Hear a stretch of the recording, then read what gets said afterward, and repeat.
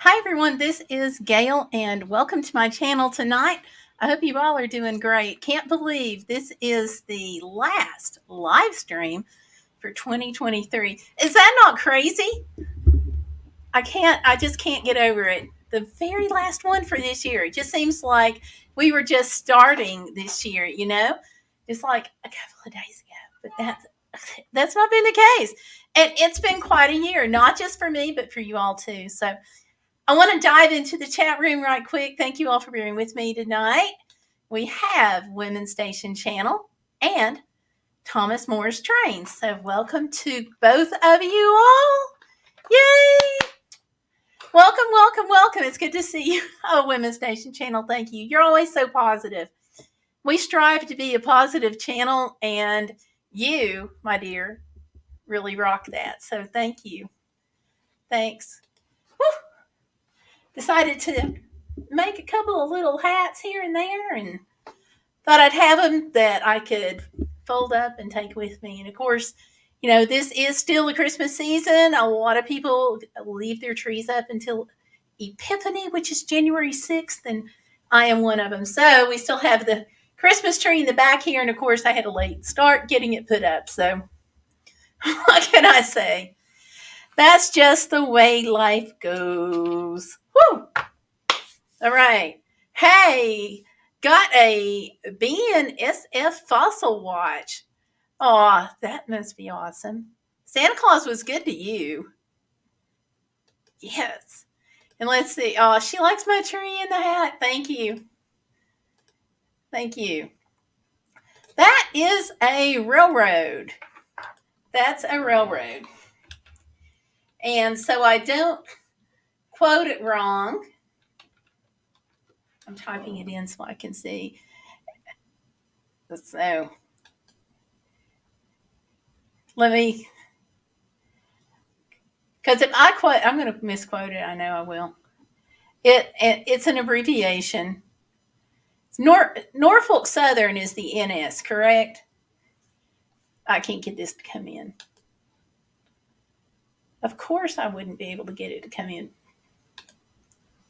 Thomas, you may have to help me out here.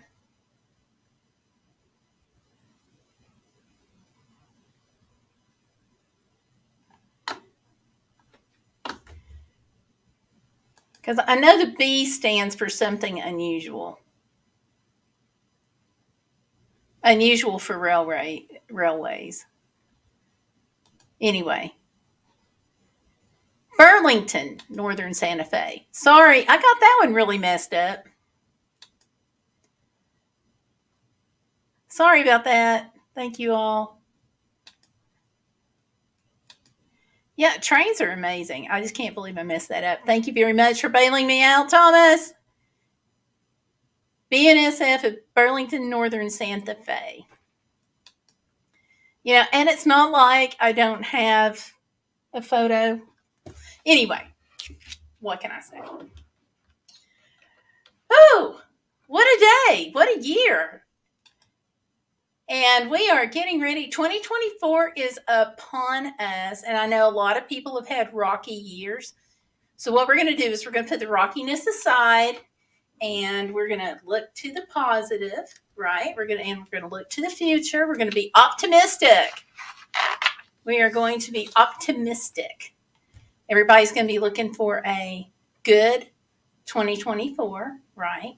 So I want to talk just about what that is going to mean, and I don't know what that is going on, but anyway, we're going to talk just a minute about what that could be, because the title is How Will You Be Bodacious in 2024?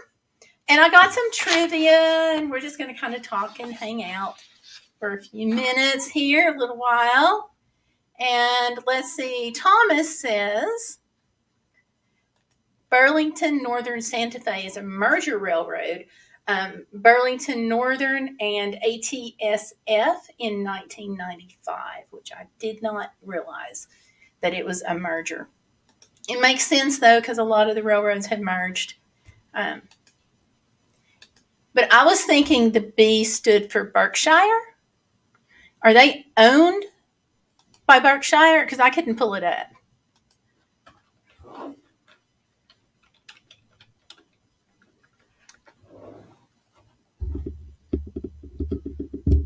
but I'm glad it's Burlington. Burlington makes more sense to me. Yeah, it does. So, all right. So, we're going to talk just a minute on how will you be bodacious in the new year, because that's what our channel is about, right? Being bodacious. It means the whole concept behind being bodacious is to not let life get in the way of living, no matter what your budget, age, or ability/disability. It's all about tackling life and moving forward. And so that's what I want to do, is talk about that for a minute, because I think it's really important. Because sometimes we talk about moving forward, but we don't talk about the obstacles that are in our path. And we don't talk about ways to kind of maneuver around those obstacles or integrate them. And now, this is not a downer Saturday night live stream, okay? Don't worry about that. But I did want to talk about it for just a minute, because, like I said, we don't often talk about or even recognize that there are obstacles. We kind of hide those away, and we shouldn't do that. We should talk about them, because once we pull that Band-Aid off and we start talking about them, then we can really start helping others to move forward as well. So, with me, one of my hurdles is obviously the leg and my physical disabilities to work around. And so, what I have to do there is, of course, my service dog is a huge part of it, but I have to also watch what I'm doing, and I have to be careful. And so, I don't want to let a bum leg stop me from going out and being on a hiking trail if I want to be on a hiking trail. And I don't want it to stop me from just going out and, walking next to railroad tracks if I want to. So the way I overcome that obstacle is to have the service dog, and on the times when he is not there, I have a walking stick. Now, I use my walking stick to help me balance, to help me get out there and just be on that hiking trail. But how many people have you seen walking sticks that don't have a bum leg, that just need them for balance, right? You're out there, you're going over logs, you're stepping on rocks, and it gets a little, for lack of a better term that comes to my mind at the moment, it gets a little rocky. You get off balance and you swing side to side. So while that walking stick is a way for me to compensate, also at the same time realize that there are people who are very able-bodied who use the walking sticks, and they're all designed to do one thing. One thing walking sticks do. You know what that is? That's to enhance your experience on the trail, whether you are able-bodied or have a differently able body, shall we say. The walking sticks are designed for everybody. That's what they're for. So if you have a disability and you're a little rocky on your legs, they're there to help you balance. If you are just out there on the trail, they're there to help you balance. In both cases, those walking sticks are there to help you have a better experience. That's part of what being bodacious is about. It's about using those tools so you can go have more fun. Berkshire, okay. I thought Berkshire came in there some way. Okay. So they're the BNSF Railroad stockholder, and he has a Norfolk Southern Railroad spike. That is so cool. And the CEO of BNSF is Warren Buffett. Of course it is, because he owns, half the world or so? I was just looking it up to make sure. I wanted to type it in real quick. Because when I was at the railroad depot in Tucumcari, I wanted to make sure it was that I was remembering right. Of course, it's been a couple of years now, but it is a Union Pacific old railroad depot. And that's my husband in the mask right over there. So we'll just get him out the frame. So that's what I was pulling up a minute ago because I thought it was on there. But it's not. It's a lovely place to go, though. If anybody is ever in Tucumcari, New Mexico, I suggest you go here. And they operate on donations, so help them out when you go. So, all right. I am off the hook there because I thought that was a BNSF, and it's not. So, okay. And I'm just going to put that. Norfolk Western and Southern Railroad merged together in 1982. Norfolk Southern is a merger with Norfolk, and Western and Southern Railroad merged. Okay. That one I knew. I just didn't realize that the others had come in there. And like I said, I thought the B stood for the Berkshire, or Berkshire. So, all right. Thanks for setting me straight. I really appreciate that. Really do. So, part of what I do when I am out to help me remember things, because I've got a head injury too. You know, I always tell people that something is wrong with me from the tip of my head to the tips of my toes, and that's just the way it is. And, that's just how it goes. So I want to pull up, though, one of the things that I do to help me remember, and people all the time, I mean, they're like, are you kidding me? But bear with me here. I take notes on every place I go and every place I want to go, and I put them in a Google Drive document. So like this one, and then I go back and I'll use some of this information to write articles on or do videos on, and so forth. So, okay, Tennessee state parks, their disability discount, I have all of that there, but I just keep making notes. And this is on my things to do on Interstate 40, some of the notes that I've put on there. And, you can even see Arkansas Welcome Center, the mile marker, and then West Memphis, entirely skippable. Entirely. Just go beyond. And so I keep things like this so I can try to remember and have a good source to look things up for later. And also, it gives me a better frame of reference. It's just a way I help kind of overcome these things. But one thing that's really, really, really cool about keeping notes everywhere you go is being able to help somebody else. Like somebody asked me the other day, they were going through Texas, going across the Panhandle, and they were like, is there anything to do? And I'm like, oh yeah. And they were like, but we want things that are going to be fast and things that are going to be free. And I'm like, I got you covered. You going across Texas, stop in Amarillo, go to Cadillac Ranch. It's free. Spray paint those Cadillacs. Have a great time outdoors, family friendly. There is Slugbug Ranch right there, which is kind of like Cadillac Ranch, except it's using Volkswagen Beetles. It was a little dicey when we were there, though, and I've even got a note on it. That's where somebody offered to sell me some marijuana. But it was, I would definitely do Cadillac Ranch again, and I got a note on the hotel and what we liked about it and how we were down there several times.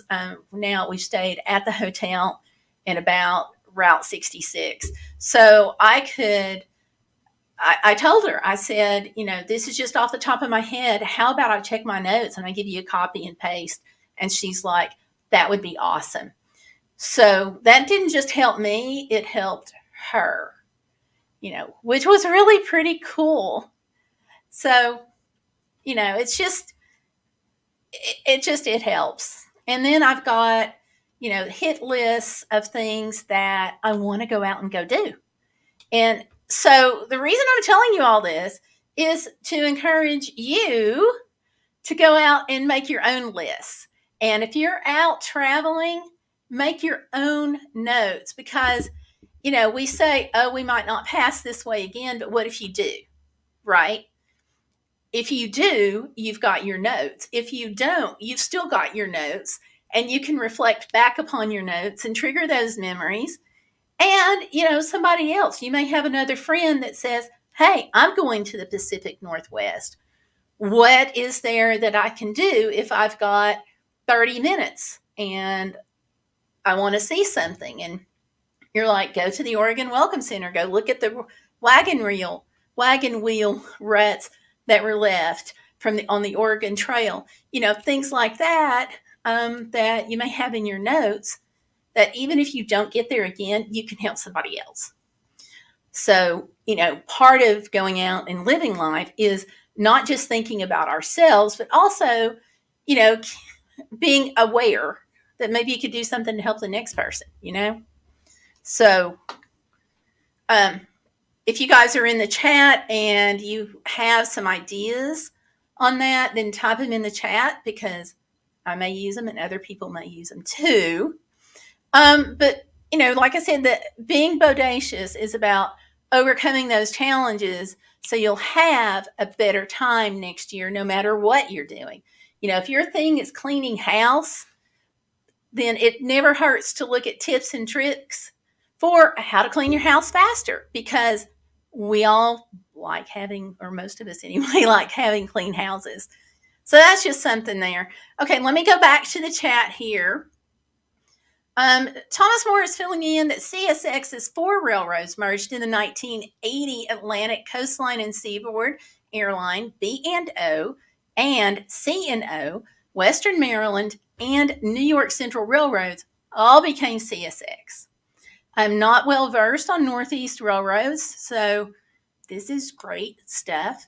And as I travel more, see, his information as I travel more is going to help inform my travels, because now I know more about what I would be looking at if I go to a train museum in the Northeast, because boom, there you go.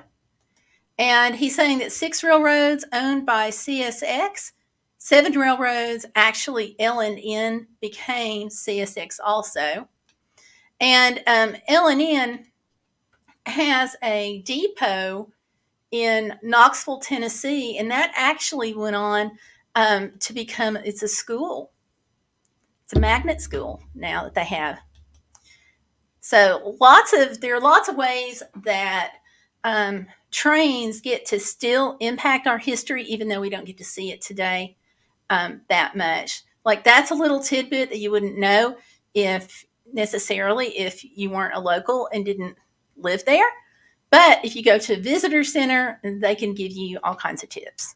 So he says he loves the Norfolk and Western numbers 611 and 605. Cool. I have to look those up. Busy Lady is in the house. Hey, Busy Lady. How are you? Did I miss you? Nope. I'm still here. I am here. So, we moved this to 7:30 a couple of weeks ago, and I think people are still adjusting to the time, so don't worry. No, you did not miss me. I am here. Hang on just a second. I got to move this wire. It's driving me crazy. Okay, there we are. All right. So I want you all to think about, what does being bodacious in the new year look to you? And for some of it, it's not about doing something different or new or making resolutions. For some of us, it's about just continuing on and being better at anything, whether it's being more organized or being better about getting up in the morning and not hitting that alarm clock when it goes off. I like hitting it. I want to hit it across the room most of the time, but I can't. So whatever that looks like to you, I want to encourage you to do that. And Thomas, and totally get this here. He's a real railroad expert. If anyone wants to ask him questions about railroads, he's here. And Thomas, if you ever want to do a live stream with me, we can talk about railroads. Obviously, you're much more versed than I am, but I'll do my best. So, and coming up in Tennessee, starting in Tennessee, once the weather warms up a little bit, I am making a list and making notes, my ever long growing list of notes. So I want to go to some of the smaller railroading towns across Tennessee and take a look at them. And what have they done with the depots and what's there and how is railroad history now still able to affect the community? Like, for example, Etowah, Tennessee. Nobody knows where Etowah, Tennessee is, but it's this really teeny tiny town, southeast Tennessee. They have a museum there, and the museum actually houses a couple of nonprofit organizations. And this is right outside. It's kind of north a little bit of Chattanooga, probably about 30 minutes, 40 minutes. I'm going to say 30 minutes to the TVRM down in Chattanooga, kind of in between Knoxville and Chattanooga. But they were a very small town that was booming in the early 1900s. So we are talking about 100 years ago, but that depot is still there. It's a museum. A couple of nonprofit organizations are there in the museum, tourism based. And so they help make people aware of the history and the things that there are to do. And there's a train that still runs into the depot. It is a tourism, it's for rides, people ride it.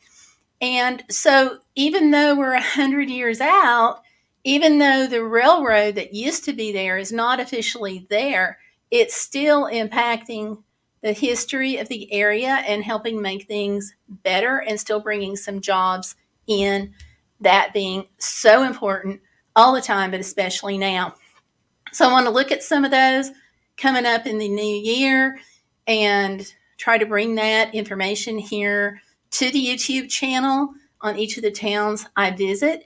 Even though for me, like I said, being bodacious means working with not being able to walk all the time and not walk well all the time. And so, and then here we are, kind of the blending here. Obviously, Thomas More, very versed in this. You're going to be a huge resource. I'm going to be tapping your channel and typing questions your way as we go through this. And he's talked about, I'm going to pull him up to make sure everybody sees his channel, talking about also the Tennessee Valley Railroad Museum in Chattanooga. That's in North Chattanooga, I'm pretty sure. Bonnie Oaks Drive, I think. Anyway, I think it's still there. And Chattanooga's got some big railroad history going on that is commemorated through the TVRM. Also, downtown Chattanooga, of course, has the Chattanooga Choo Choo Depot, which used to be a Holiday Inn. I've just heard it's just been bought out. Not sure how long ago, but that's what I've heard. And there used to be just tons of things there in Chattanooga associated with the railroad, and I'm kind of being vague because I want to bring more of that out later.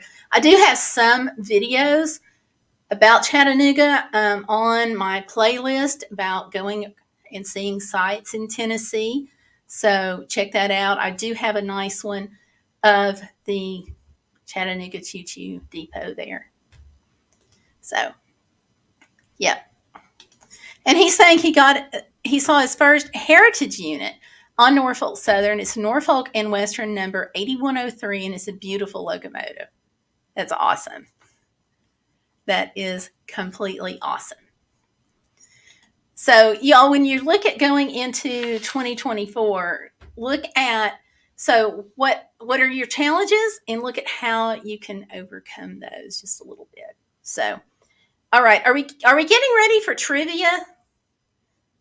I've got like 5 trivia questions, and all of the answers are available online. I'm not going to tell you where to find it yet. I will tell you that a little bit later in the broadcast, but it is someplace that's easily findable. Let's just say that. All right. So just tossing this out. I got my list.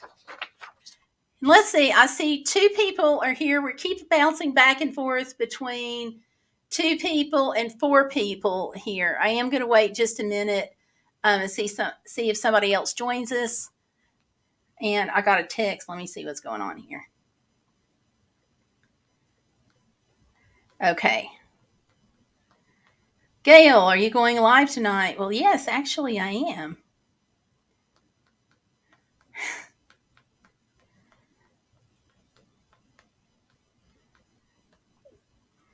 So, all right.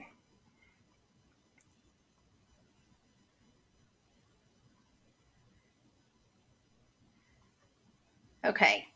So I got them texted back. Also, this is a reminder, just to mention, I've started selling Pampered Chef, and I'm going to have more on that later. But anyway, Thomas Morris Train, Southern 2-8-2, Mikado number 4501 was built in 1917 and is still running today. Wow, well over 100 years. That is so cool. You know, I wonder how much in the mechanical realm is going to be running 100 years from now that's being built today. You know, that is so cool. I like old things. I have antiques in my house for that reason. So, all right. I'm showing 4 people in this chat, so I want you all to dive right in. As you know the answers here. Which country celebrates New Year's first? Not continent. Which country celebrates New Year's first? And what traditional event marks the occasion? I had to look this up. I did not know the answer to this trivia question, so I had to do some looking on this. So first place to ring in the new year. Any ideas there? Okay. There's always a little lag time in the stream. I'm just allowing for it here. All right. Well, I'll tell you. The first place to ring in the new year is Kirtimati, Kiritiimati Island, which is part of the Republic of Kiribati. It's a small region, also known as Christmas Island, which is the world's farthest forward time zone, making it, get this, 19 hours ahead of New York City. And I'm going to type this in so you guys can see how to spell it.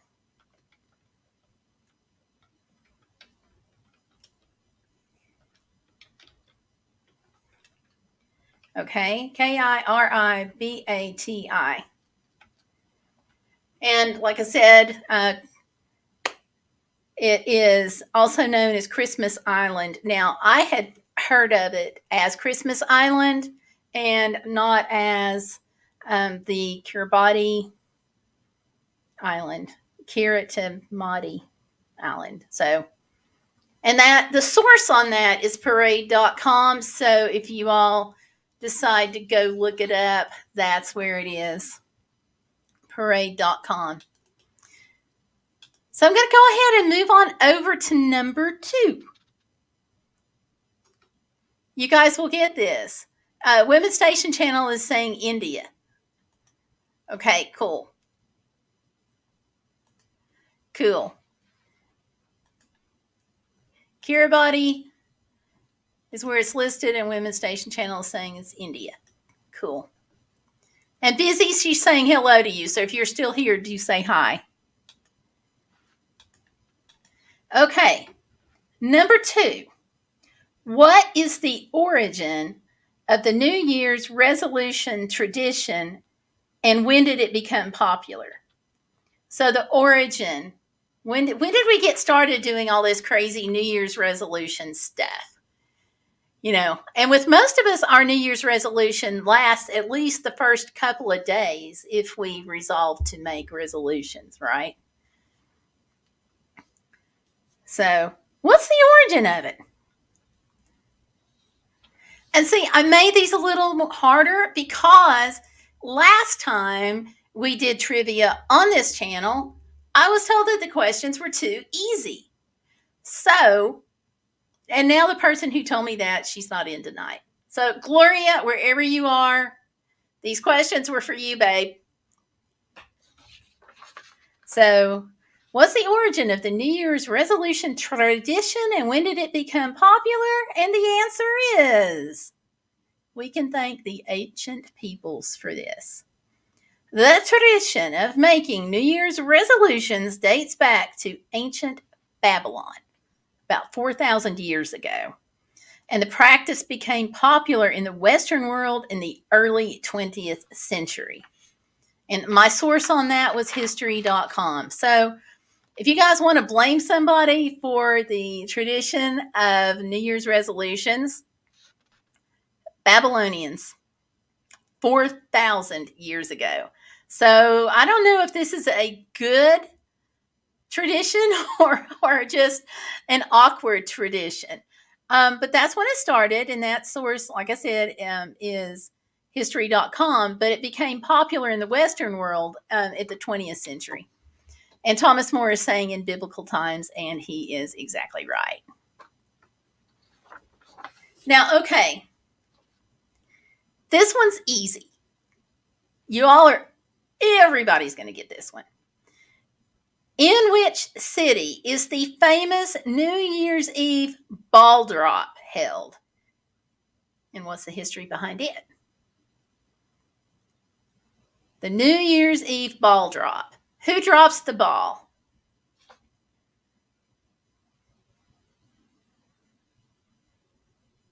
You guys know this. New York City. Give Thomas the win. Yes, New York City. It takes place in Times Square in New York City. The tradition began in 1907 as a celebration of the headquarters for the New York Times. 1907, they've been dropping this thing. Can you imagine? Like back in and I've got to do some more research on this because I don't know like how they got the ball back up there, in that time period. So I got to look at that because I just think that would be fascinating. Because, the thing is, we tend to think of people like back in the day as not being able to do things necessarily because they might not have had the equipment that we have today. But, they were pretty smart. In order to be able to do things like this and even going farther back to the ancient pyramids and all of those great mysteries that we've been given, it's like really it's pretty amazing that we can do these things. If you ever get to New York City, I don't necessarily, the ball drop, I'm sure it's going to be amazing. But I've talked to people who have been there themselves, and they said it was just incredibly packed with people. That's just wall-to-wall folks, as you can imagine. So the best thing to do might be to see the ball drop at home. You might be able to actually get a better visual on that.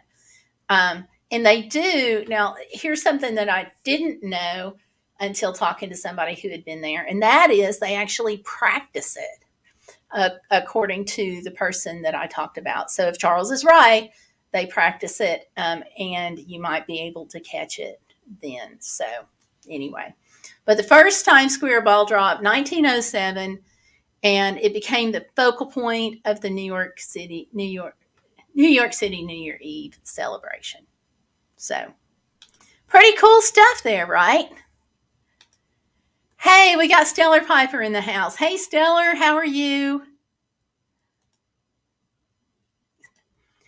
They used a hot air balloon and a rope. Woo! That's really pretty cool. Yep. Now, I didn't know that Ryan Seacrest had anything involved with it, but that's pretty cool. I'll have to look that one up too. And Thomas More is saying that they used a hot air balloon and a rope. You know, how inventive is that? You know, just like that blows my mind.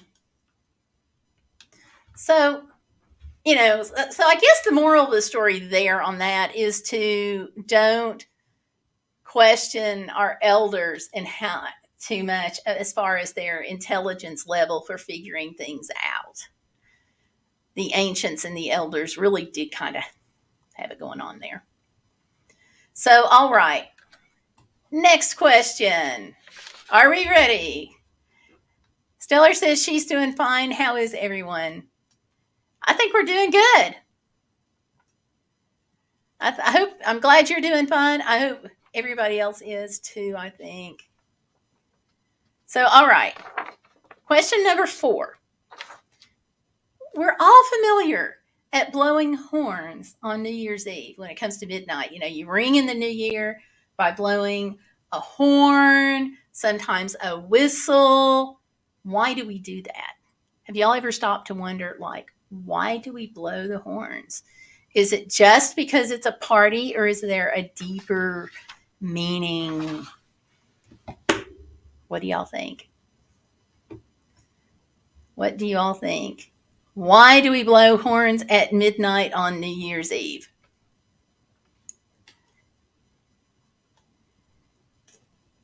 I'll let y'all think about that. Thomas is saying that Commander Vanderbilt was the governor of New York City. He owned the New York Central Commodore Vanderbilt Hudson locomotive. Hudson Yards. There we go. That is cool. It's a celebration of New Year's and spreads love. Huh? Actually, it does that, but there's actually another reason why we blow horns.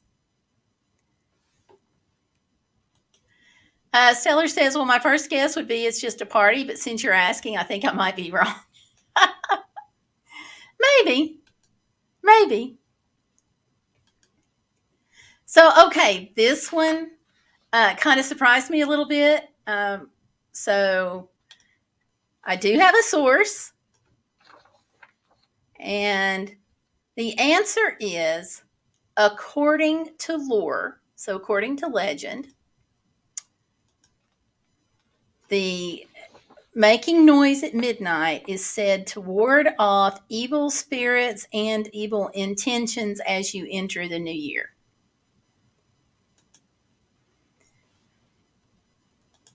So, to ward off evil spirits. So, I thought that was kind of cool. And that is from Southern Living. So southernliving.com, that's where I got that, about why we want to make noise on New Year's Eve. Of course, some of us don't need a reason. We're just naturally loud. And we kind of like blowing horns. But that's why. Now, who all would have guessed that? I wouldn't have guessed it if I hadn't been looking it up. I had no idea. Yep. Keep evil spirits away during the New Year's. Women's Station Channel is saying to wake people up. And nope, it's the warding off of the evil spirits. And fun fact, that's why some people on New Year's Eve go and open the doors and windows to their house. Shortly before midnight, just a few minutes before, they'll go and they'll open up like the front doors and the back doors to their house. Have y'all ever seen anybody do this or known anybody that did that? It's so the evil spirits can run out the door.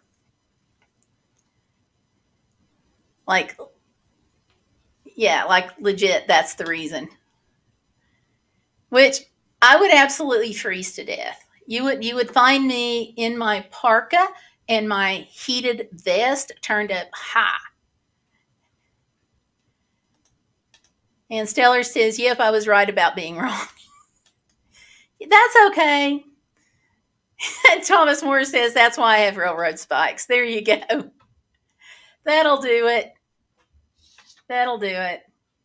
I thought that was interesting. And, like I said, if you know somebody who has opened up their doors and windows right before midnight on New Year's Eve, it's the same principle about the evil spirits, going back to when people were really superstitious about that sort of thing. Now, question 5, this is the last question, and I know y'all are going to nail this one. And let's see. Women's Station Channel is saying Thomas was right. That makes sense. It does. It does. And a fun fact that I guess I shouldn't be tossing all of this out because I don't have a source for this, but you all can Bing it or Google it, whatever you choose to do. But the 1st of January wasn't always New Year's Day. They changed the calendar from the Julian to the Gregorian, or vice versa, I forget. And that's when the first day of the year was moved to January. It was in March. So y'all can look that up. So, all right, question number 5. Which U.S. city, and y'all probably are going to guess this, which U.S. city is renowned for dropping a giant illuminated peach as part of its New Year's Eve celebration? And what's the significance of the tradition? So, even if you don't get the whole thing, what city is known for dropping the giant peach during New Year's Eve celebration? Okay, Women's Station Channel says her mom maybe opened the door a few minutes before midnight. Okay, there you go. I've known people who did that too. And Thomas said railroad spikes are used to keep the devil away. There you go. And Thomas Moore says Georgia, that's the state. What city? Stellar Viper's coming up with Atlanta. And that is indeed correct. Atlanta, Georgia, Georgia being the peach state and Atlanta being the capital, they dropped the giant peach. Now, over in Nashville, not to be outdone, we don't do peaches in Nashville, but we do music in Nashville. So that's what they do. But Atlanta does the peach, and they drop the peach because it symbolizes their status as the peach state. And that is from the article, Possums to Bologna, Weird Things Drop on New Year's Eve. So, yes. And this article, it's part of the Smithsonian Magazine. I'm going to pull it up because it's just the things that they've got on here, that the way cities celebrate and things that they do is insane. So let me grab this up. Yeah, Music City. That's Nashville's thing, their claim to fame. So I'm going to scoot on up to the top here a little bit. We'll go to the beginning of it.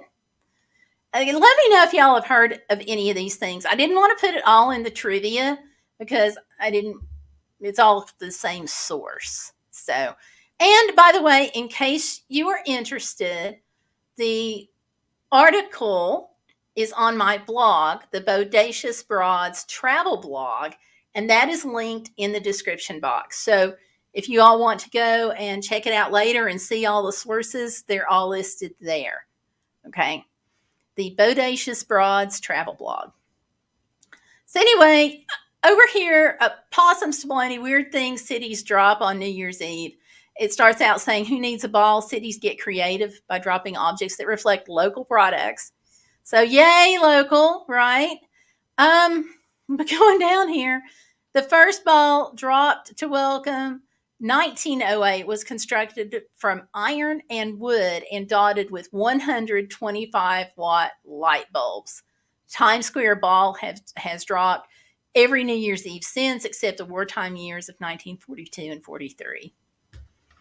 So today it says the ball is covered with 2,688 Waterford crystals and illuminated with over 32,000 LEDs and weighs almost 12,000 pounds. So see what I mean about, lifting that thing back up? So, but all right, moving on. In Lebanon, Pennsylvania, they do a bologna drop. I mean, it's like, come on, people. These things are so cool. Big Orange, Miami, Florida. They drop because, Florida is known for oranges. So that total sense to me. In Atlanta, there we are with the peach drop. Good old Atlanta. And a possum drop in Brasstown, North Carolina, and Tallapoosa, Georgia. Both of them doing a possum drop.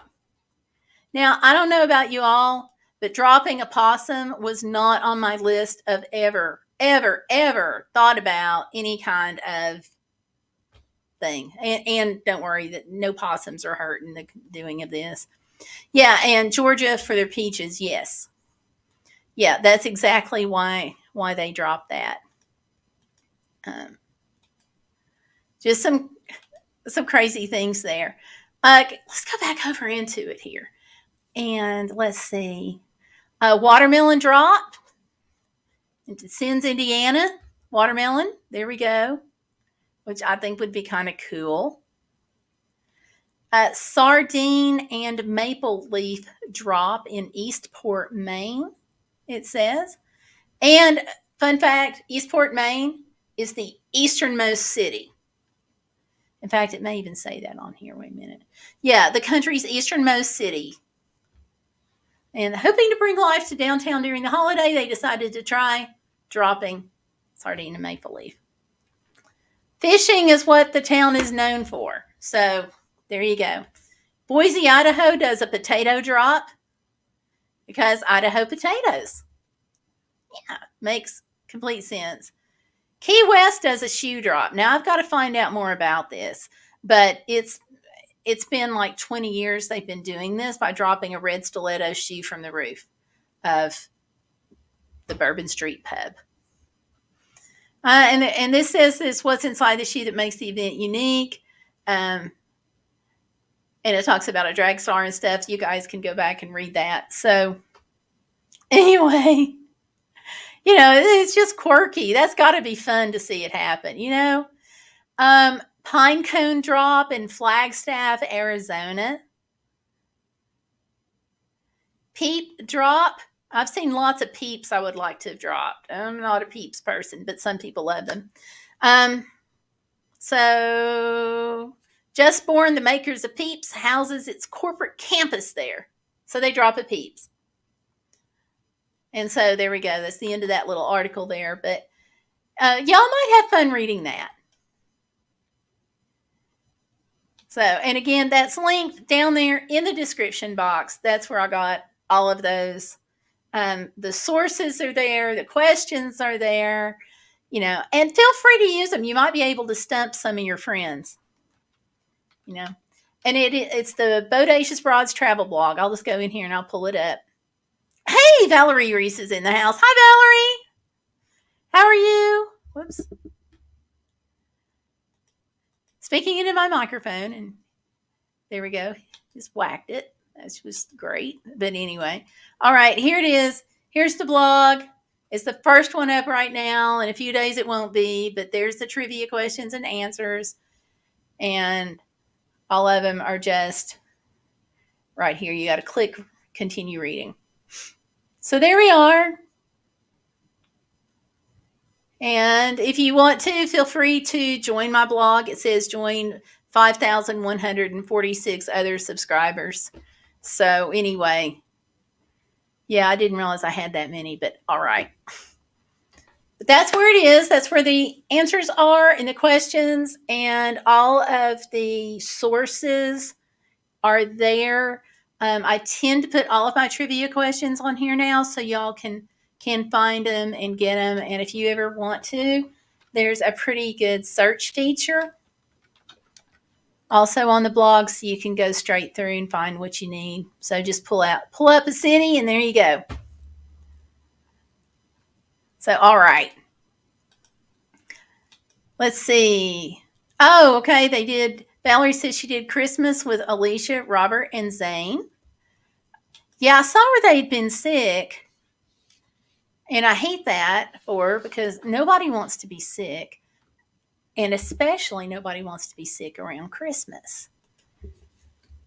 We've got too much stuff to do to be sick at Christmas. I know with me, I was busy making cookies all Christmas. I don't know what you all were doing. So what kind of things did you all do over Christmas? Just shout it out. Stellar Piper was here. She got to help do things. Stellar, how many cookies did we make? Do you remember while you were here? I know it was a bunch. And Valerie, I saw where you did some cooking. I'm just going to pull up Valerie's channel and see what she did. And Thomas Moore, I'm going to get yours too.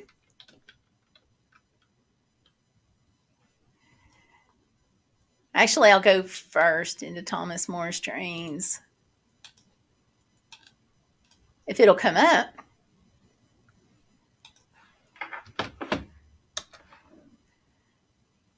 Pull it up. Hang on. There we go. Here it is. New Railroad Spike train whistle. Train whistles are fun. I'm not going to play it so we can all go over to his channel to check it out. But there's his channel. And you see all the railroad stuff. I think the Railroad Spike train whistle would be really, really cool. So there he is. So we know what he's been doing. He's been working on the videos all about trains and the scales and the layouts and all the cool stuff. All right, so now we're going to go back over here and I'm going to pull up Val. Where'd she go? And Valerie. Valerie Reese is all about the adventure. There we go. I like how you've changed your channel name a little bit, that tweak.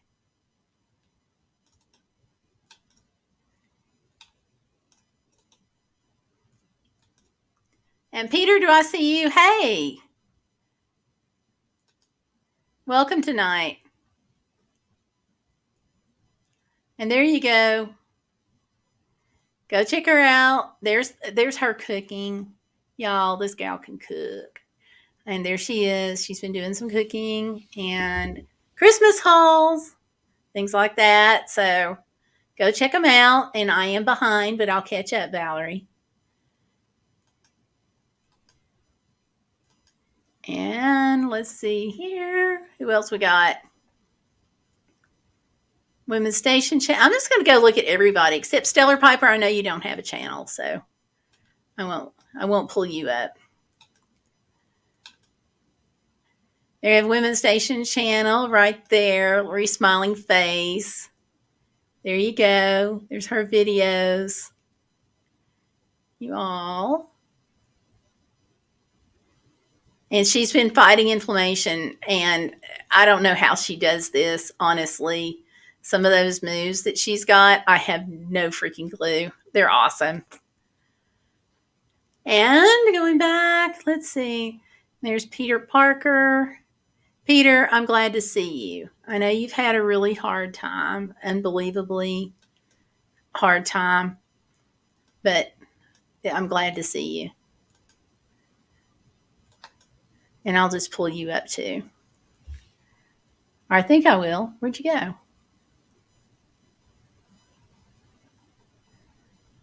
I don't see you, Peter.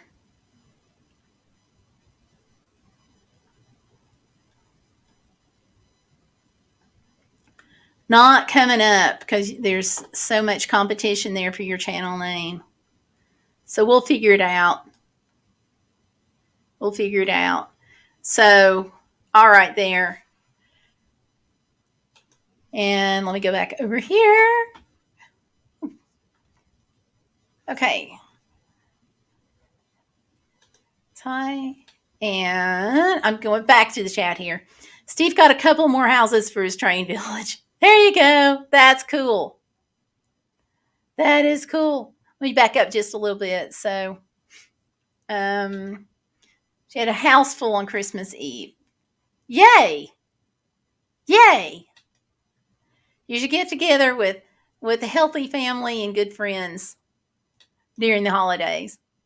Made gingerbread cookies with her grandson. Yep. Stellar says she doesn't know over 100. Yeah, easy over 100. I think I wound up with like 800 cookies, 900 cookies total, I think.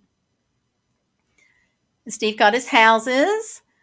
Women's Station Channel rearranged her apartment. You go, girl. Hello, Peter.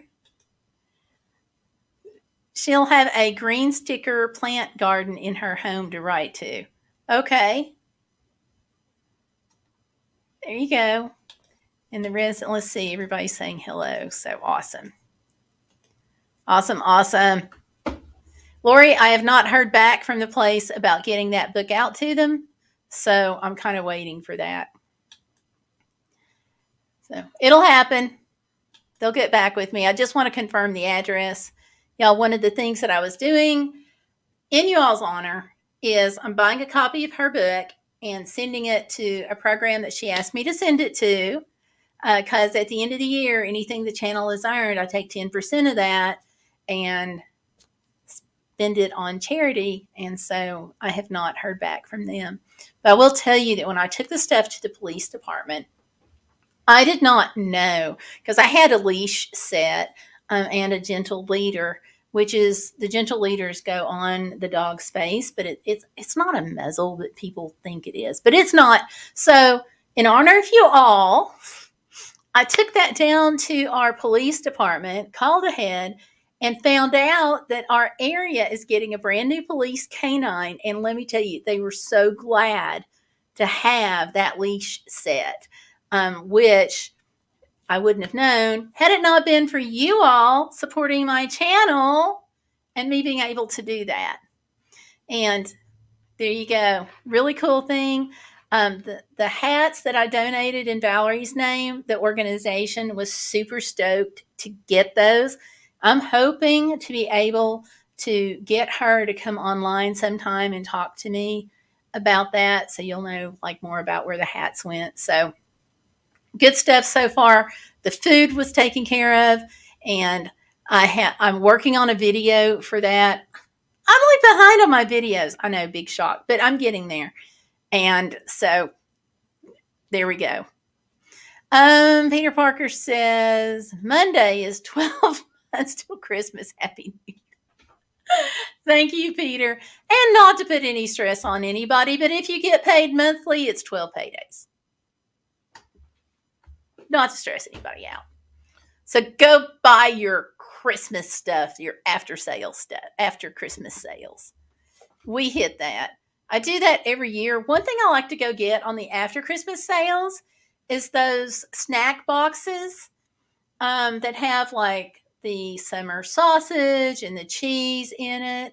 I like those are kind of nice to have. So if the power goes out, you know, you've got something. And always check the expiration dates. Make sure you're getting the longest ones possible.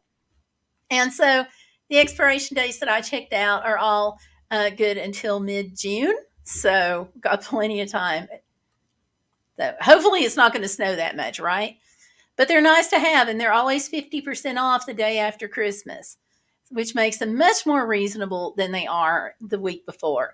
And anything that you buy that's red, you don't have to save it for Christmas. If it's solid red, you can use that stuff for Valentine's Day, 4th of July, Flag Day, anytime you need red.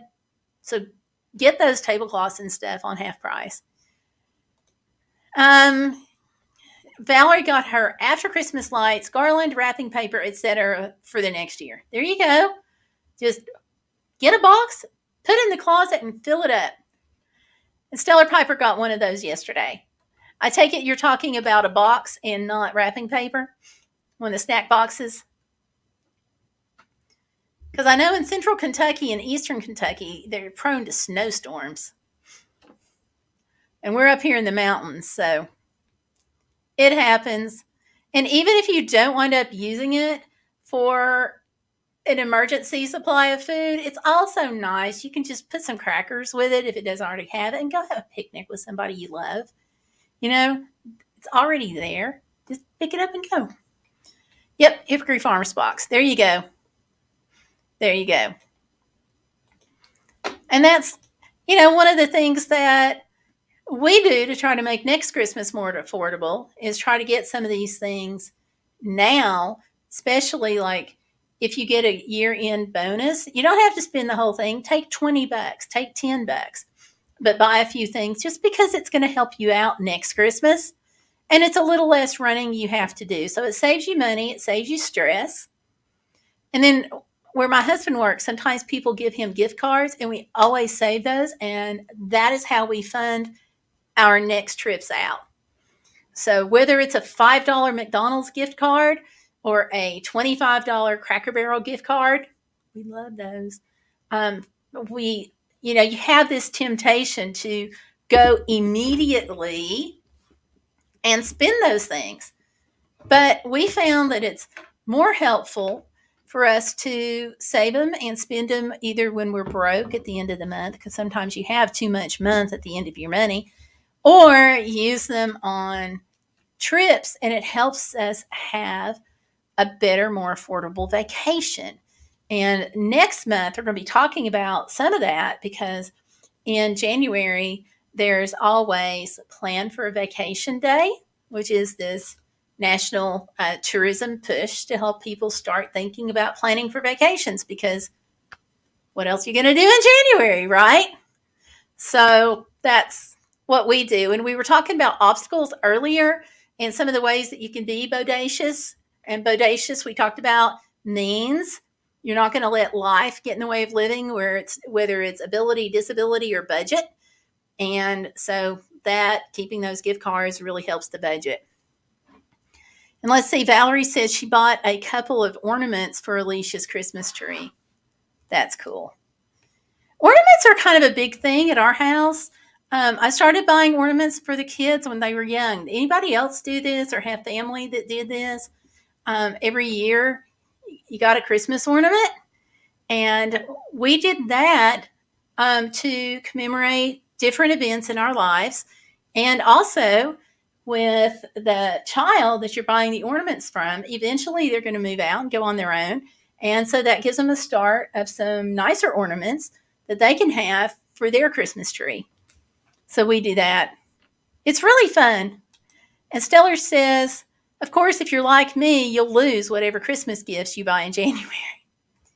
That's why I said, get a big box, put it in your closet, and fill it up. Although even with that, I am the world's worst at finding Christmas gifts that I stashed back, because I'll get the box full. I buy throughout the year, and I'll get the box full and I'll stick them places, but that's all right. We all just laugh over it. This year, I found a Christmas ornament that I bought last year. I bought two for my new grandbaby, and I misplaced one and found it this year in my regular Christmas stuff. So I'm like, okay, you all, she is getting a Christmas ornament this year that has last year's 2022 date on it. And this is why. And everybody's like, okay. It's part of trying to stay organized when you have a head injury, and it doesn't always work. But big box in the closet, it works until you fill it up. What can I say? So, yeah. So, all right, you all. Thank you for coming and hanging out. This has been fun. I thought it was fun. I hope you guys enjoyed it. Hope you enjoyed the trivia questions. Go to the blog. Check them out. Print it out if you want to. See if you can stump your friends with some of those trivia questions, because that's what they're for. And have a fabulous New Year. Can't believe it's already here. Tomorrow's New Year's Eve. Thomas says he knows where some Norfolk Southern Railroad spikes are. There you go.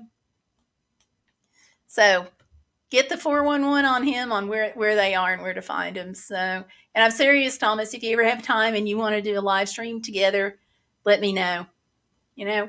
We'll do it when the weather warms up some and people can use our live stream to springboard and maybe plan with some of their vacations.